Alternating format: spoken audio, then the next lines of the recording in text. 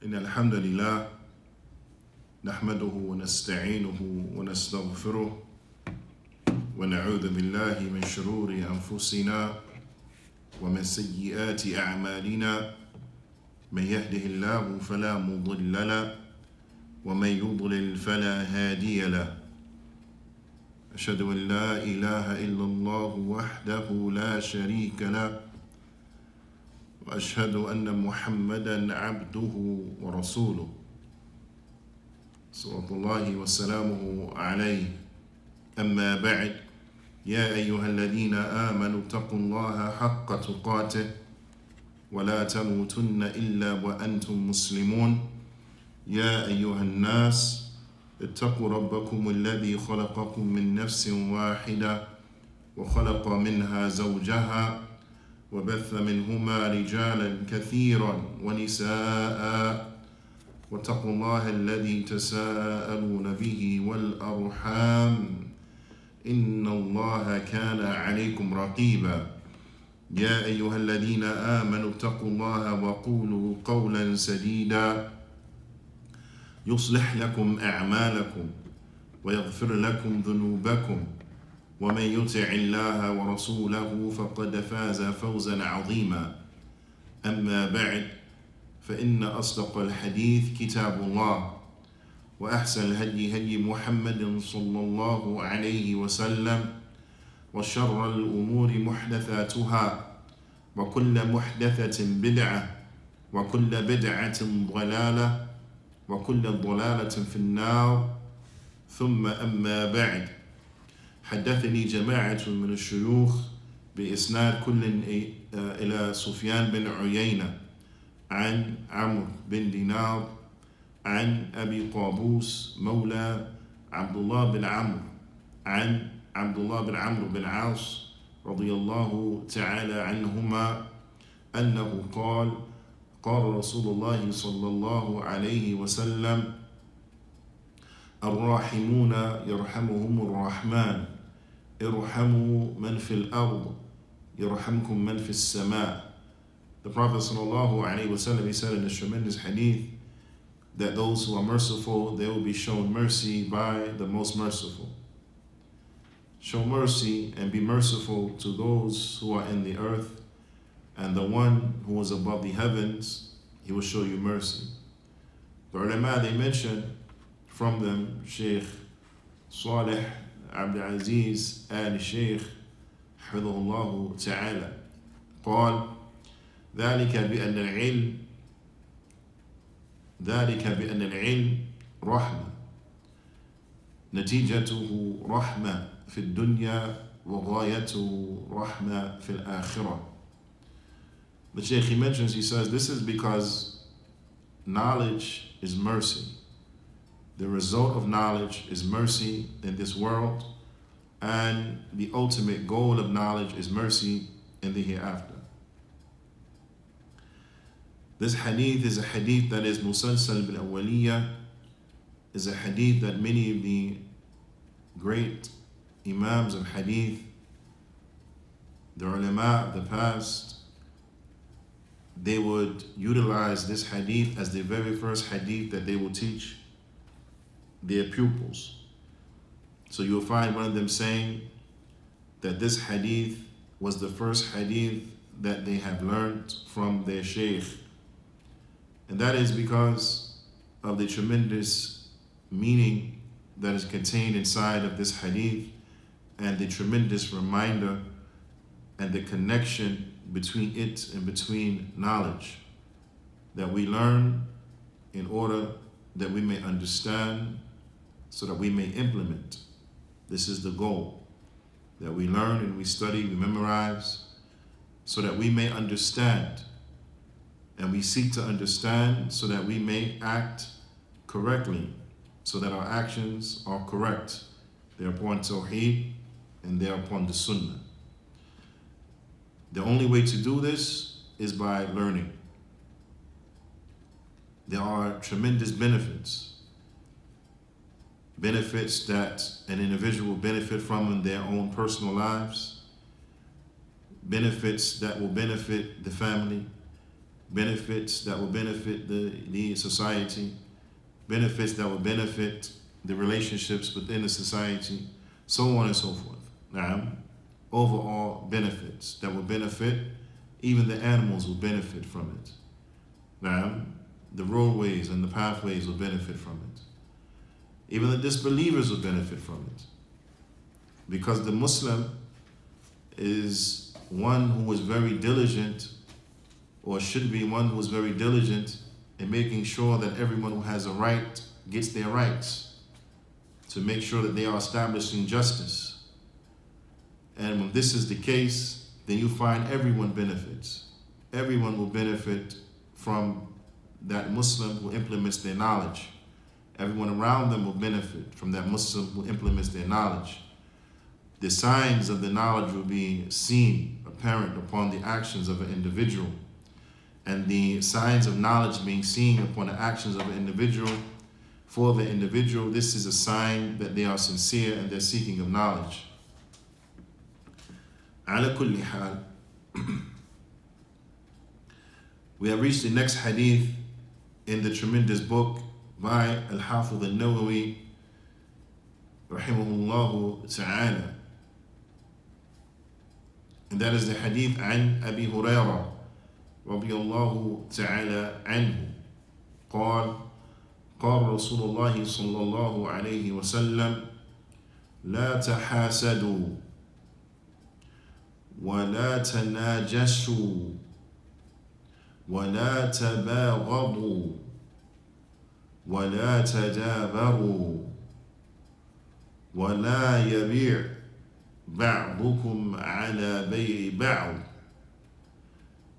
وكونوا عباد الله إخوانا المسلم أخو المسلم لا يظلمه ولا يخذله ولا يكذبه ولا يحقره التقوى ها هنا ويشير إلى صدره 3 مرات التقوى ها هنا التقوى ها هنا التقوى ها هنا هكذا بحسب امرئ من الشر أن يحقر أخاه المسلم كل المسلم على المسلم حرام دمه وماله وعرضه حديث صحيح رواه Muslim. The Prophet ﷺ, he said in a tremendous hadith what means. And again, this hadith is narrated on the authority of Abu Hurairah radiyallahu ta'ala anhu.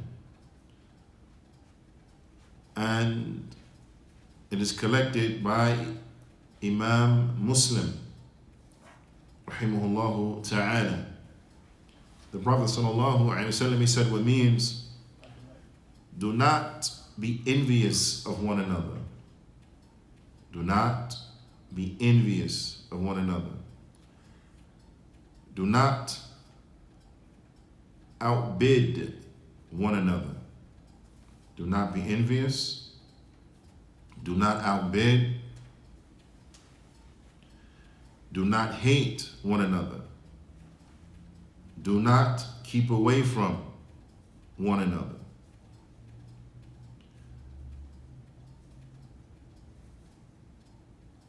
And no one should interfere with the transactions of each other. Meaning in business, and bi'idhnillahi ta'ala, we'll come to see in more depth and detail what is intended by this. But be brothers one to another. O servants of Allah, be you brothers one to another. The Muslim is the brother of the Muslim.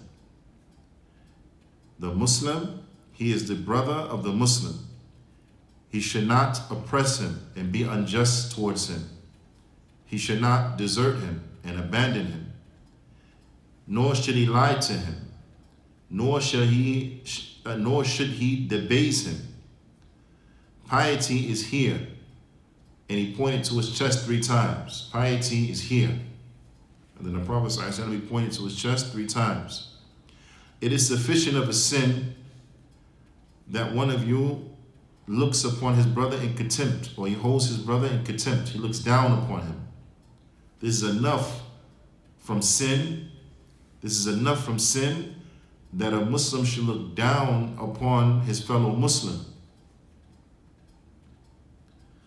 All of the Muslim upon the Muslim is haram. His blood, his money, and his honor. All of these things are haram. The Muslim's blood is haram, that it be spilt. His money and wealth is haram, that it should be taken unjustly. And his honor, his reputation, is haram, that it should be infringed upon. From the many ways that one's reputation or an individual's reputation could be infringed upon. Be that from backbiting, be that from slander, so on and so forth. Ala kulli hal, bidnillahi ta'ala, we will come sentence by sentence and we will look. Because this hadith is tremendous and the implications of this hadith are tremendous. Now I want to remind you that this book, the 40 hadith, it is a collection of hadith that contain principles. Each of these hadith contain a principle from the principles of the deen of al-Islam. Each of these hadith contain a principle from the principles of the sunnah. Now, to say it another way, each of these hadith contain a principle or multiple principles from the principles of as-Salafiyya. It is incumbent that we learn. It is not enough that an individual says that they are Sunni. Now, anyone can say this. And a Sunni, meaning that they follow the Sunnah of the Prophet sallallahu alaihi wasallam. It is not enough that a person comes and he says that they are Athari, that I am Athari. I follow the athar, I follow the narrations of the Prophet sallallahu alaihi wasallam.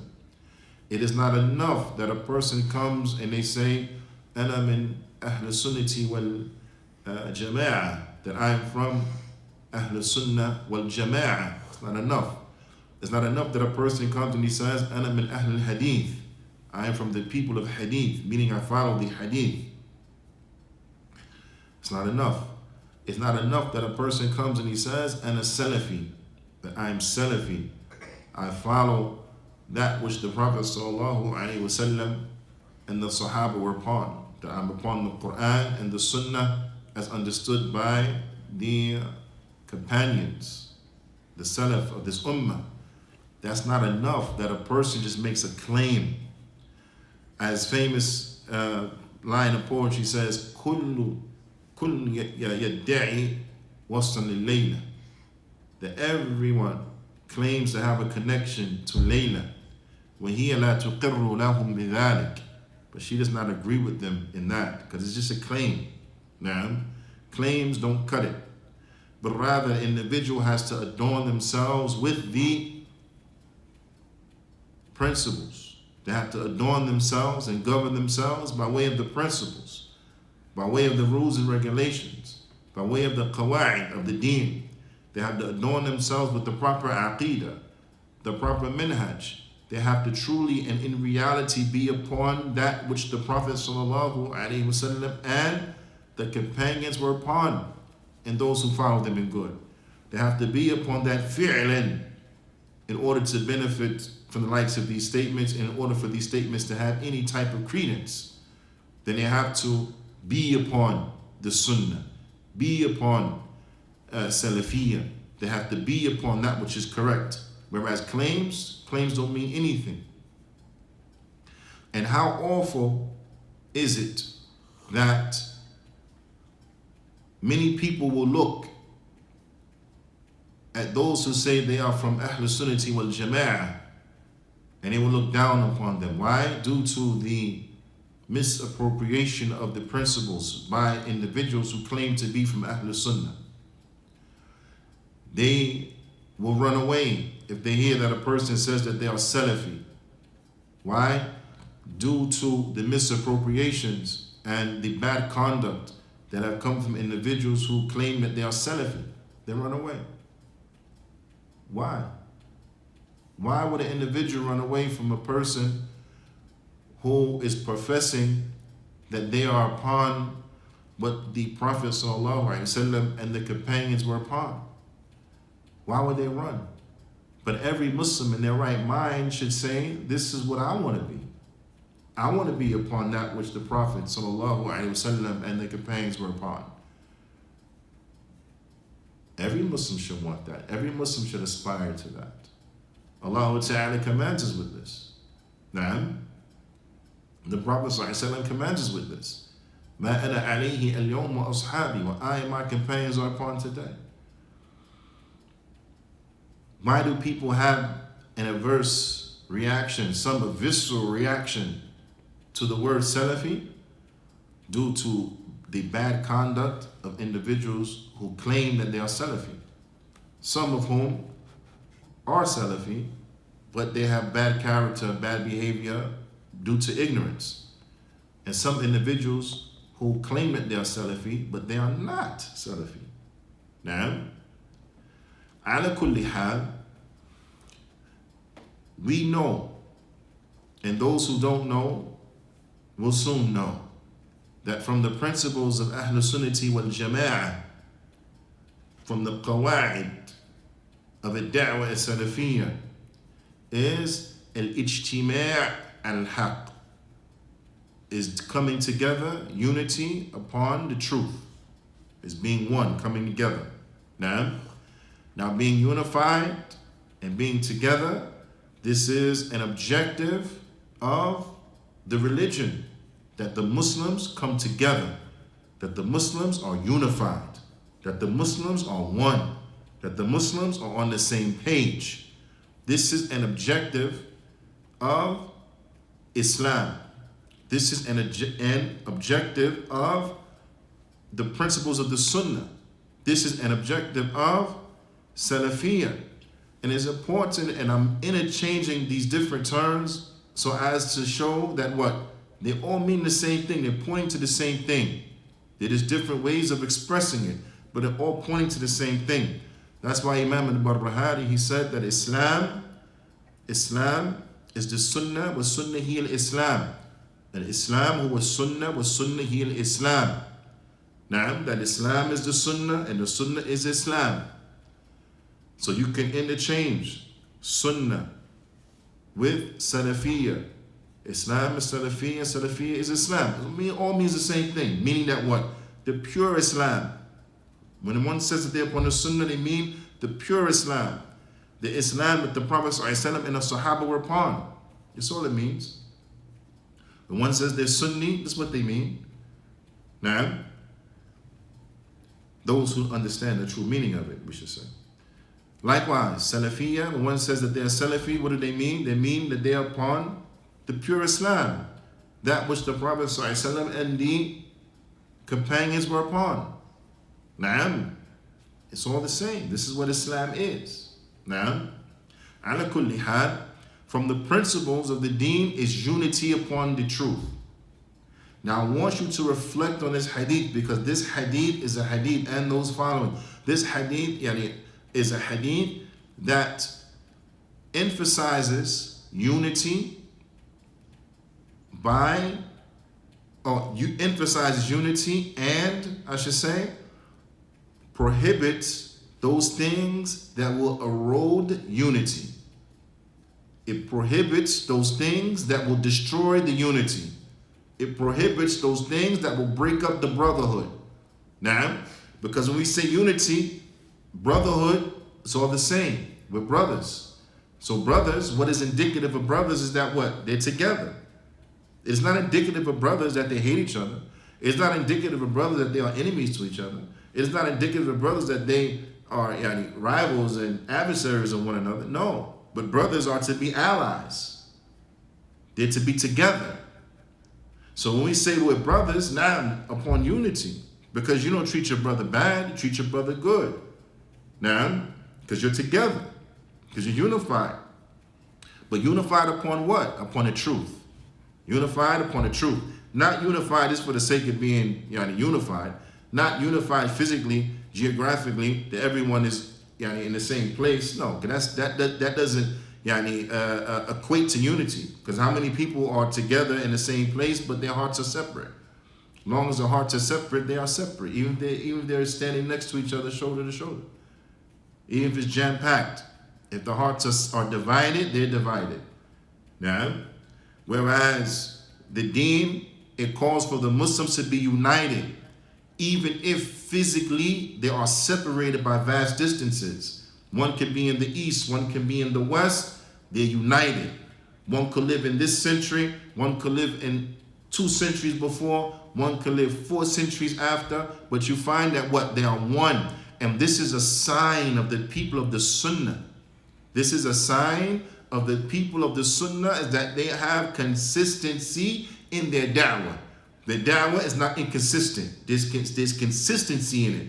So if you were to read the creed of a man of the Sunnah who lived 700 years ago, and you read an authored work outlining the creed of the Sunnah right now in this time, 700 years later, if you read it, it's as if it was written by the same person.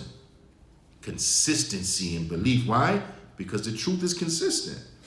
Now, 2 plus 2 equals what?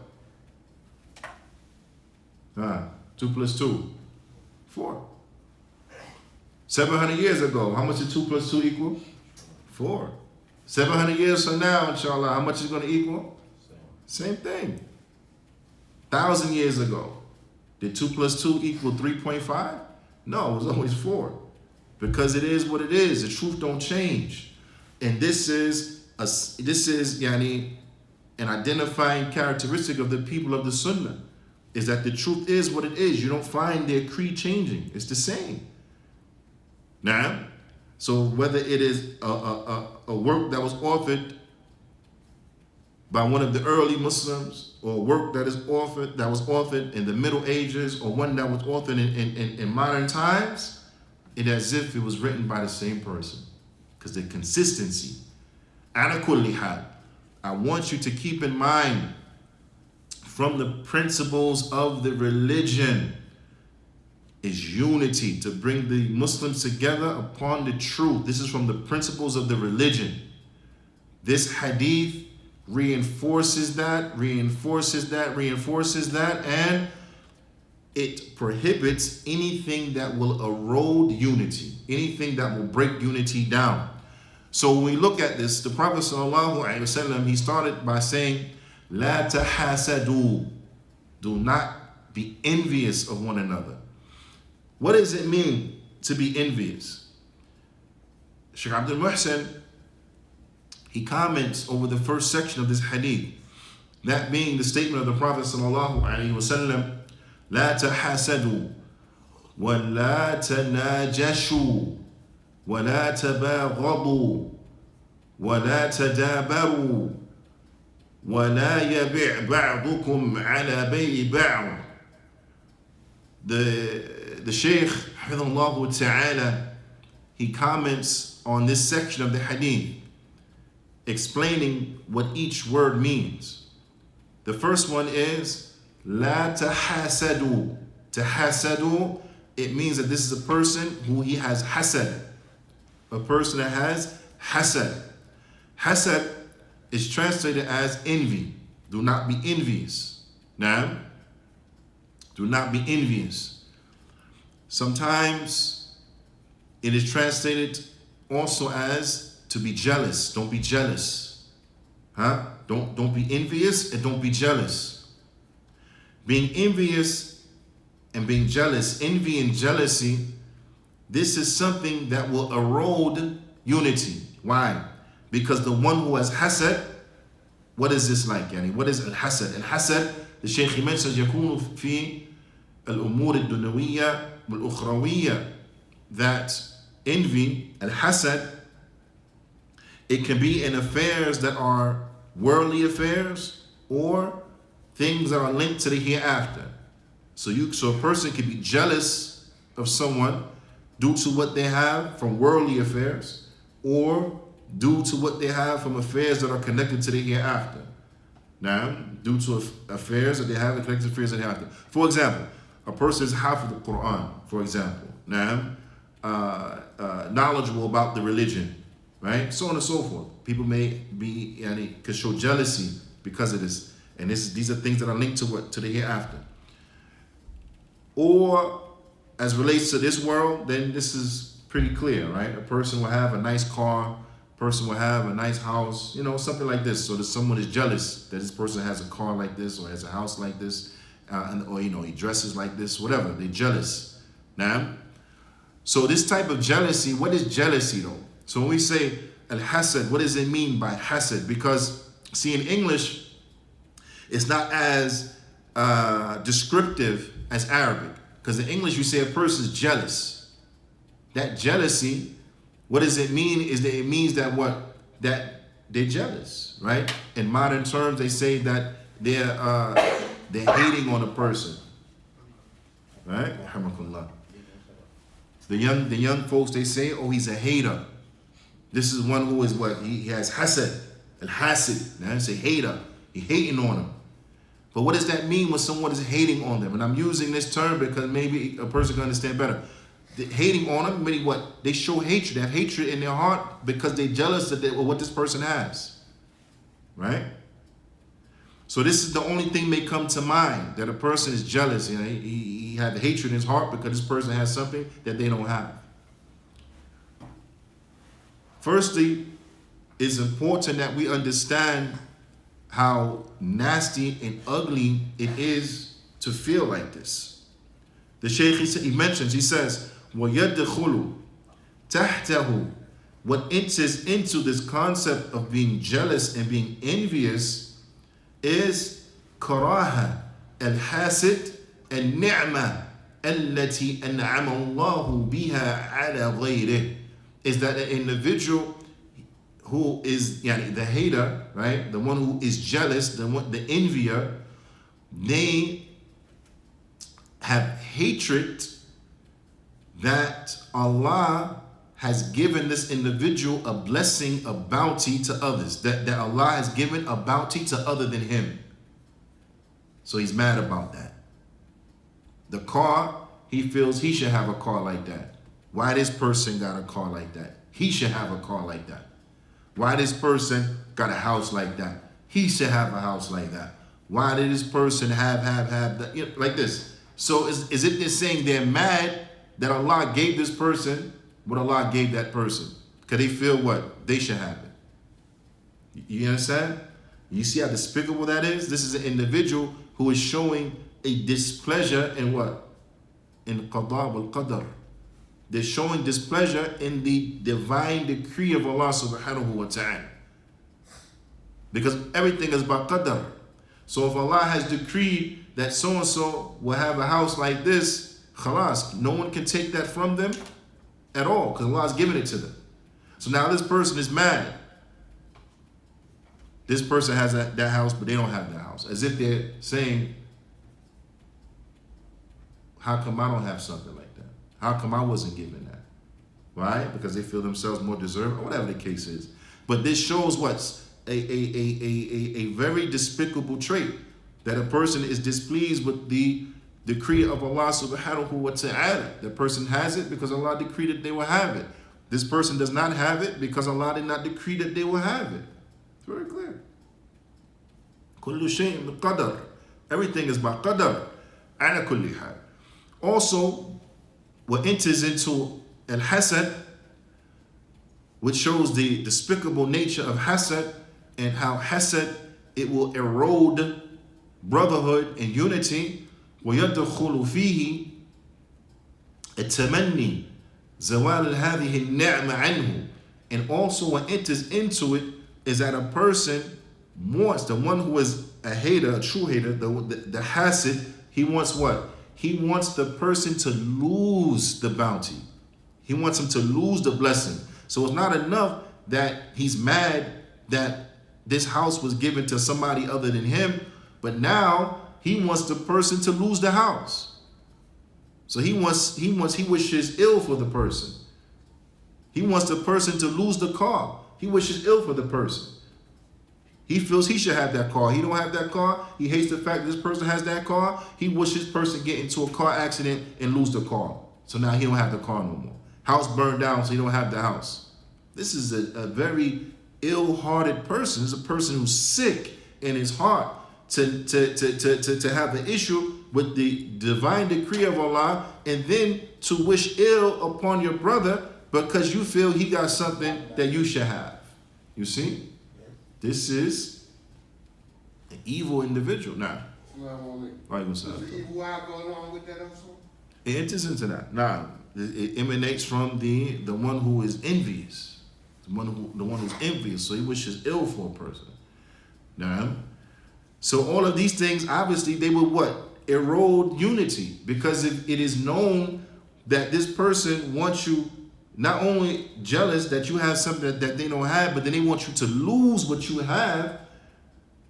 If this is known, what? You're not going to want to be tight with that person, right? You're not going to interact friendly with that person. This is not going to be your friend, but this is going to be a person who you feel you have to be on your guard as relates to. So you're viewing this person more like what? An enemy than a brother, right? Because, I mean, in reality, what kind of brother wants harm for his brother? You understand? So, but also enters into that, as the Shaykh he mentions, يعني سواء تمنى انتقالها إليه أو عدم انتقالها. Because sometimes it's like they, in other words, they want a person to lose the bounty. Now, sometimes it's one or two situations.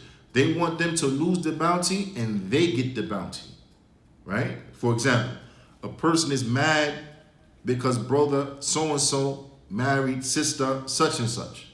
So he's hating on that. He's mad because he feels what? He was more deserving to marry her, right? So the one who has this hasad, he wants their marriage to fail. He wants them to get a divorce. Why? So that he could marry her, right? Get rid of him, marry me.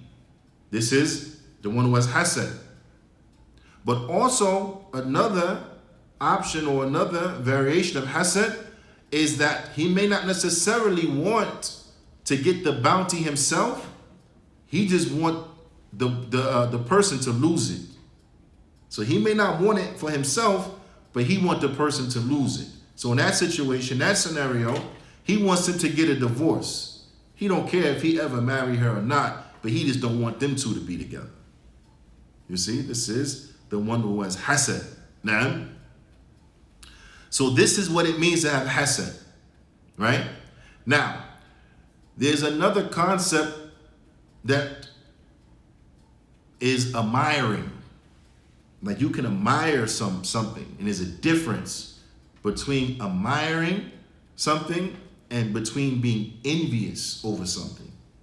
Okay, it's a difference. So the Shaykh explains, وَأَمَّا إِذَا تَمَنَّى مثل ما أنعم الله به على غيره دون كراهة حصولها لغيره. He said it could be, or as relates to an individual wanting that Allah also bless him with that which he has blessed others with, without hating the fact that others have gotten it. Now, without hating the fact that others have gotten it.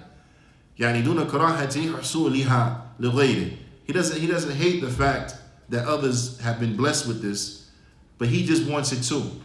Now, ودون تمني زوالها عنه, and he doesn't want them to lose it.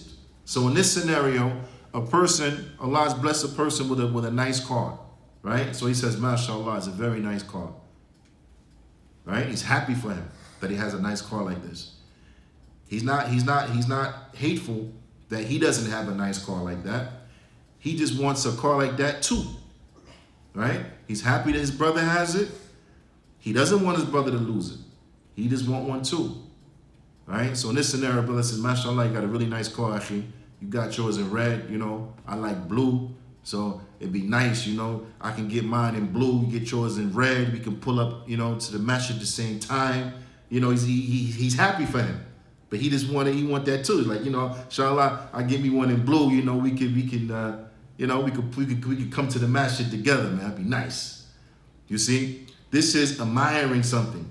The Shaykh, he mentions, he says, وَهَذَا هُوَ غِبْطًا. He said, this is just admiring. There's no problem with this. That you're happy for your brother, that your brother has a bounty, and you like that bounty, and you will like it too, and you don't want your brother to lose it. This is okay. This is not jealousy. This is not envy. Now, because you're happy for your brother. Because you're happy for your brother. So this here, the Shaykh, he mentions, he says, وَهَذَا لَيْسَ بِمَذْمُومٍ. This is not dispraiseworthy. This is not blameworthy. That you admire something and you want to have it too. It's not blameworthy. That's perfectly fine. So ala kulli hal, the first thing the Prophet ﷺ, he prohibited was what? Was hasad. Don't be envious. Don't hate the fact that someone has been given a blessing that you don't have. Don't want that person to lose it and you get it, or don't just want that person to lose it because you're hateful that they have it and you don't. Do not do this. This is haram. This is haram. Now, the ulama, they point out from the reasons that this is haram, from the reasons, because remember we pointed out a few reasons why this is haram. Hating the qadr of Allah subhanahu wa ta'ala, hating the decree of Allah subhanahu wa ta'ala, so on and so forth. Now, but also from those reasons is that it erodes unity. It erodes unity. It erodes brotherhood. It would damage brotherhood, damage unity. The next thing the Prophet sallallahu alaihi wasallam, he mentioned, he said, وَلَا تَنَاجَشُوا. When Najj, the Shaykh, he mentions, what does this mean? Because it is translated as, and do not outbid one another. Now, do not outbid one another. The Shaykh, he mentions what is meant by this, so we have more clarity. And Najj, and yazida fi thaman as-sul'ah, is that you artificially inflate the price of an item. You artificially inflate the price of an item. عند المنادى عليها. So when something is advertised or whatever the case is, you artificially inflate the price. Now, وهو لا يريد شراؤها. But he doesn't want to buy it himself. Now, هو لا يريد شراءها. He himself don't want to buy it. He just want to raise the price on it. It's like individuals. It's like individuals who are at an auction, for example. So a person, he comes into the auction and he starts putting in bids. He starts putting in bids to make the price go up and up and up and up and up and up and up. But he himself never intends to buy it. He never intends to buy it. And bila shakku bila rayb, this is problematic. Bal yuridu an-naf' al-ba'i'. So there's a couple scenarios. It could either be because he's in league with the seller of it, right? So it's their, plot that we're going to raise the price. I'm going to have you, keep bidding and bidding and bidding and raise the price so I can get more than the original asking price for it, right? So he's in cooperation with the seller of it. So they raise the price from this standpoint. Or it could be al-idrar bi-mushtari bi-ziyadat al-thaman alayhi. Or it could be because he just wants to raise the price on the purchaser. He wants to raise the price on the customer. He wants the customer to pay more. It's all malicious. He never wants to buy it himself. He just doesn't want to see his brother get it for a cheap price. He wants his brother to pay more for it.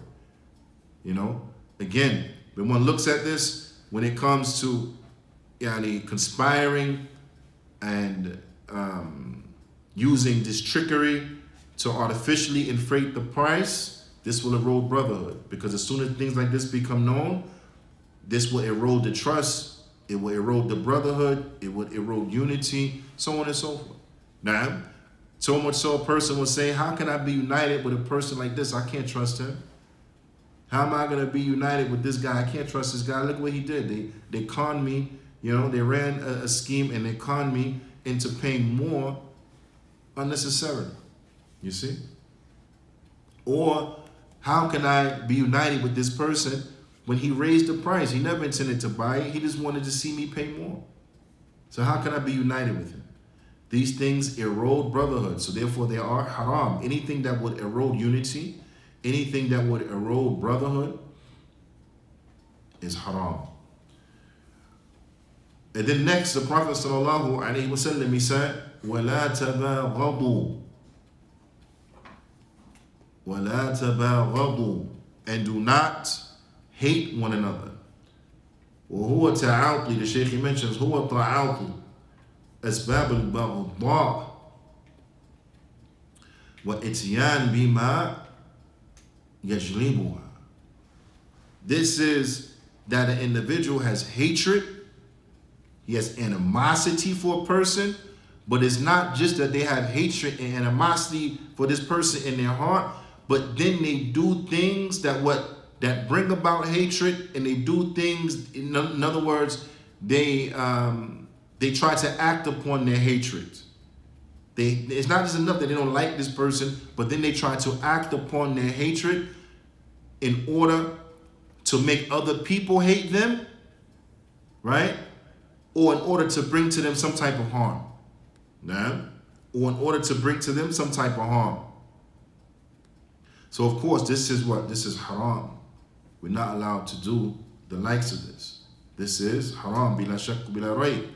To hate people and to get other people to hate them and to do things that will make others hate them and to act upon that hatred, of course, this will damage unity. This will damage unity. So therefore, it is haram. And then the Prophet sallallahu alaihi wasallam, after that, he said, وَلَا تَدَابَرُوا وَلَا تَدَابَرُوا. What is meant by تَدَابَرُوا, التدابر المقاطعة والتهاجر.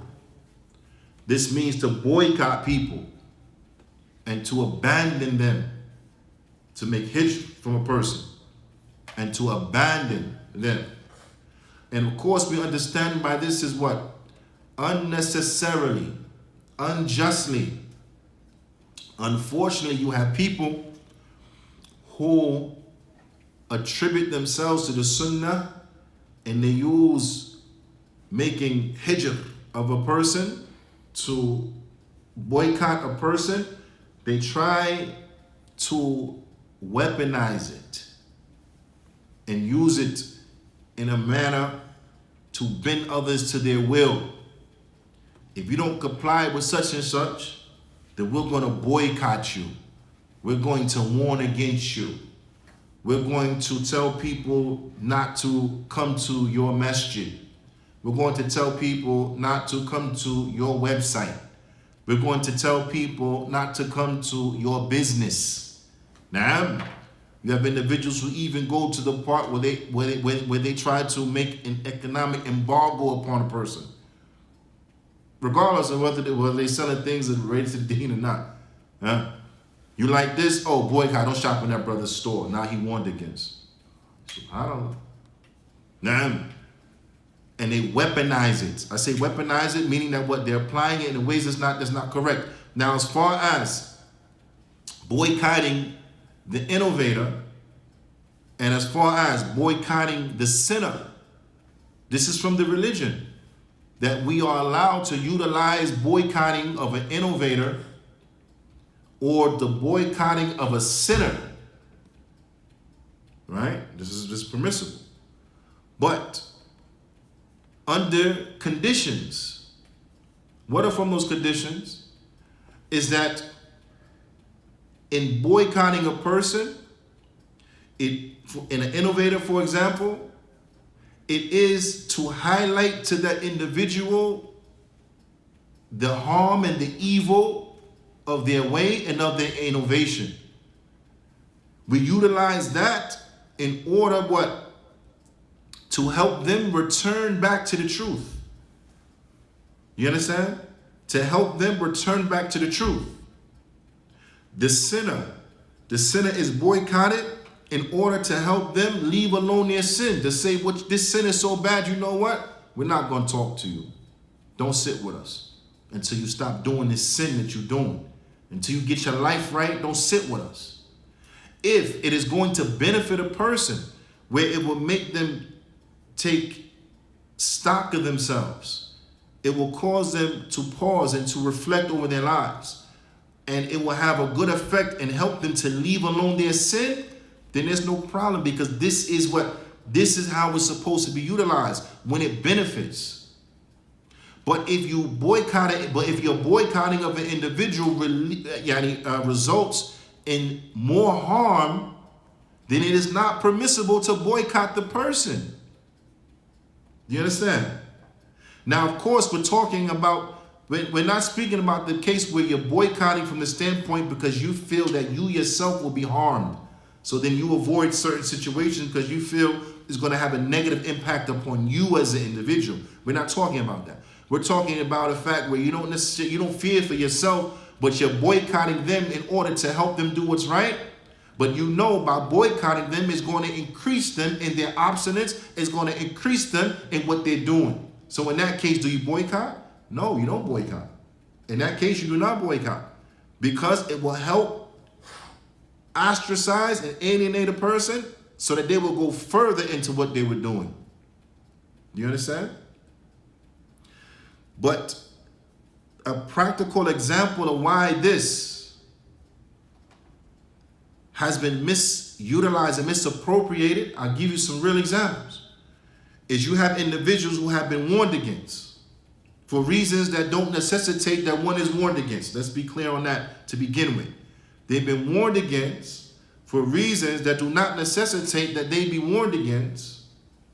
And as a result of being warned against, people take positions against them that lead to an emotional connection where people don't like them, have animosity towards them, so on and so forth.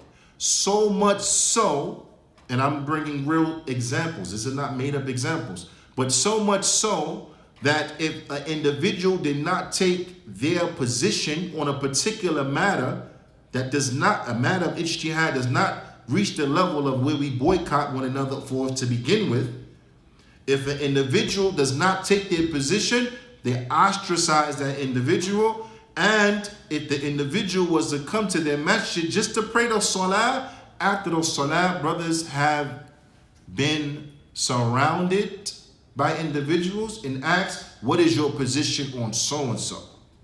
What is your position on Sheikh so-and-so? And harassed and have felt threatened. Even brothers have gone to pray in certain places who do not agree with them in some of these affairs and have gotten into physical altercations with individuals due to their aggression that everyone has to agree with what we say you have to agree with, and if not, then no. They've gotten into physical altercations. So now let me tell you this. All right? If you were the individual who, if you went to pray in this masjid, you may get into an argument afterwards. Somebody may literally try to fight you, and you just come in to pray. But because you don't agree with them, they may argue with you, and get into an argument. You're going to get a bunch of nasty stares. You're going to give salams to people, they're not going to return your salams. And even somebody may try to fight you. Would you go to that masjid? No. You won't go to that masjid. Right? And if in your city, the masajid upon the sunnah treat you like this, are you going to go to those masajid? No. Because you just want to pray in peace, right? So then where you want to go if you want to pray in the masjid? Obviously a masjid is not upon the sunnah, correct? So is that helping that person, or is that hurting that person? Is that helping that person to do what is correct, or is it hurting that person Because now I can't go to the masjid upon the sunnah, because people might fight me, argue with me, gonna treat me bad and so on and so forth, may disrespect me in front of my children, in front of my family, so on and so forth. So then what? You're gonna avoid that masjid. Correct? So then you're gonna go to other masajid. Correct?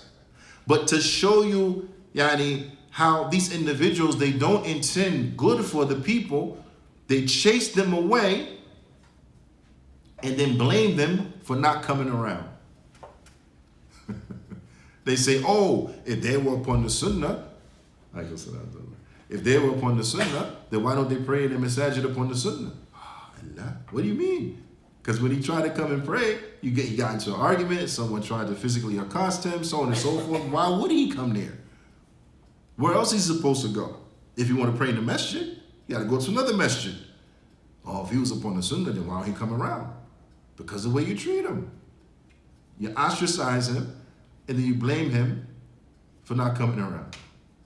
Which is an indication of people who don't want good for you to begin with.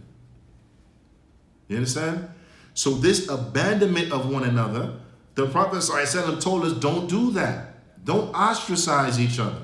Don't falsely abandon people. Now, la tadabaru. Don't cut people off. Don't ostracize them. Don't abandon them. Now, فَلَا يَحِبُّ أَنْ يَلْقَى أَخَاهُ. Don't be in a situation where you hate to meet with your brother. You hate to see him. بَلْ يُغَلِّي كُلُّ وَاحِدٍ مِّنْهُمْ دُبُرَهُ بِسَبَبٍ مَا يَكُونُ بَيْنَهُمَا مِنْ تَبَاغُضٍ. But rather, they would intentionally take every means possible to avoid each other due to the hatred they have for one another. The Prophet ﷺ, he prohibited the Muslims from being like this. Do not avoid your brother. Do not have any type of hatred in your heart that makes you want to avoid your brother. Do not abandon your brother, ostracize him so you don't want to see his face. You see him coming, you go the other direction. Do not have any situations between you that will result in that. Now you see your brother coming down the street and you go the other way. You're walking in the supermarket, he comes down the aisle, you leave the aisle and go to another aisle. Don't have any situations that will cause you and your Muslim brother to interact with each other like this. Why? Because all of this will erode brotherhood. It will damage unity. It is incumbent upon us that we are very diligent in what we do so that we do not damage and hurt unity and brotherhood, because it is from the principles of the religion to establish unity upon the truth and brotherhood in Islam. We are brothers. The Muslims are brothers. And this is why we are to treat each other like brothers in every which way, shape, and form. And this is why racism and bigotry, from the reason that is haram, because it erodes brotherhood. It makes people hate one another. Do you understand? If a man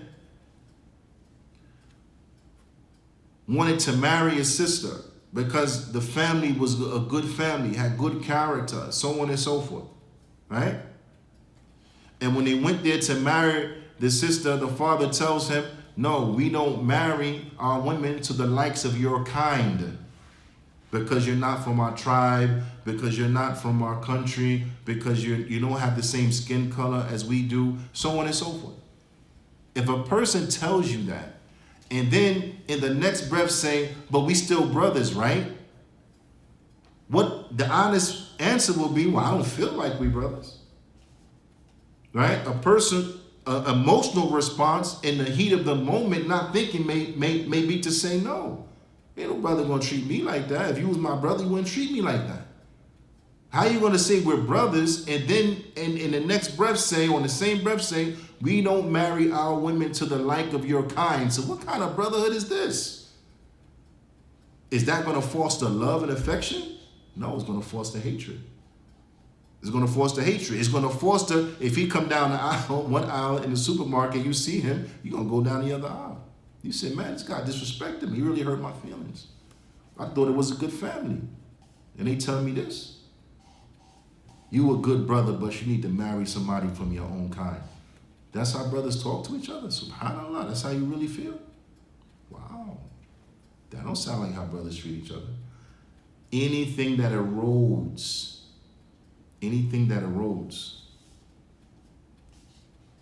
unity and brotherhood and that love and affection that the Muslims are supposed to have for one another is haram. And then the last thing the Shaykh he mentioned, but we'll get into it bidnillahi ta'ala in the next class, it was commenting on the statement of the Prophet sallallahu alaihi wasallam that we are not to buy upon the transaction of another. We're not to, how do they say? We should not interfere in the transactions of one another, meaning business transactions. We should not interfere with the transactions of one another. But bidnillahi ta'ala, we'll start the next class from that sentence, fully explaining and going into what does it mean by not interfering with the business transactions of one another. Again, as is obvious, the theme is that because in doing so, it will erode unity, it will foster hatred, it will harm the brotherhood between the Muslims, and it is from Islam that the Muslims come together, upon the truth, that we are united, that we have love for one another, that we want for each other what we want for ourselves. Now, and that we treat each other in the most excellent of manners, and whatever hurts one hurts us all. This is how the Muslims are to be, like one body. And these things that I'm mentioning here in this hadith with the Prophet ﷺ, he told us it is haram, these things. It is because these are things that will erode brotherhood, it will erode unity, it will erode the love that we should have for one another. There is a great emphasis upon this in the deen. There is a great emphasis in the deen upon this concept of not infringing upon each other's rights, not treating each other in such a manner that will destroy brotherhood and destroy unity. And I just encourage all of the brothers to really examine and to look how we interact with one another, so that we are on our guard to make sure that we're doing things that will foster love between each other. We're not doing things that will foster hatred, that we're doing things that will help bring us together. We're not doing things that will help keep us apart, that we're doing things that will aid and assist in being unified upon the truth, and we're not doing things that will aid and assist in us being disunited. Very, very, very, very, very important. We have to be very mindful of how we speak to one another, how we interact with one another, how we treat one another. We have to love each other. فلعلنا نكتفي بهذا القدر وصلى الله وسلم على نبينا محمد وعلى آله وصحبه أجمعين وجزاكم الله خيرا.